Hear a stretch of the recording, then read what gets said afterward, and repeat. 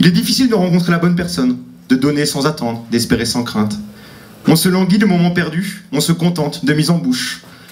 On regarde nos amis se marier et on se dit qu'on est mieux ainsi. On like des photos de coloriage, on commente des vidéos de bébés et on se dit que nous, au moins, on peut encore sortir. Que nous, au moins, on a le choix. Je ne sais pas ce qu'il en est de vous, mais je fais partie de ces gens. De ces gens qui ont pris le pli de la solitude et qui s'y sont faits. Aujourd'hui, c'est bien d'amour que je vais vous parler. C'est bien de plaisir que l'on va discuter.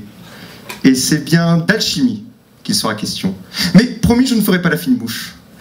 Avant de rentrer dans le vif du sujet, laissez-moi vous planter le décor. Nous sommes dimanche, la tête est lourde, mais le cœur est chaud. Les divers de Rome de la veille semblent avoir laissé leur empreinte sur ma clairvoyance, sur mon haleine et sur mon système digestif. Après avoir erré de bonnes heures en slip, à checker mon Facebook, les résultats sportifs et les nouvelles photos de Scarlett Johansson, je suis sorti prendre l'air dans l'improbabilité de l'hiver. Et c'est là que l'on s'est rencontrés, au détour d'une rue. Loin du stress de Saint-Laurent, loin des néons du super-sexe, loin des badauds du Vieux-Port. Quand on s'est vu, il s'est passé quelque chose, de suite. Physiquement, psychiquement, une connexion s'est créée. J'en avais l'eau à la bouche. Il n'a pas fallu longtemps pour que nos regards se comprennent.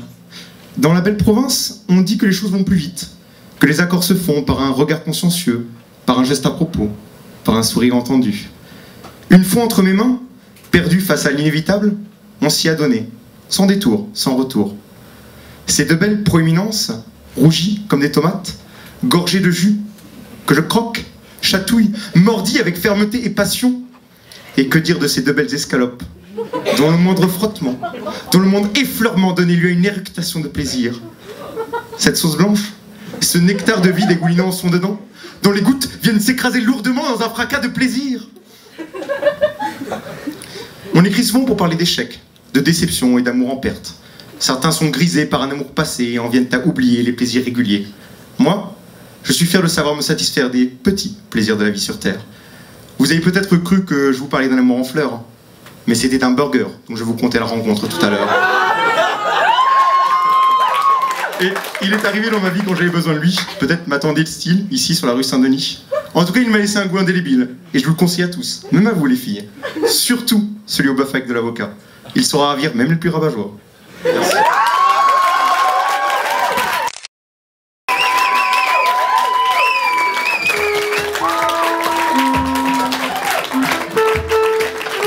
Coquin va.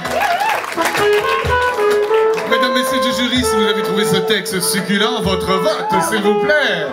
Nous avons 8, 8.7, 8.8, 9.4 et 9.9.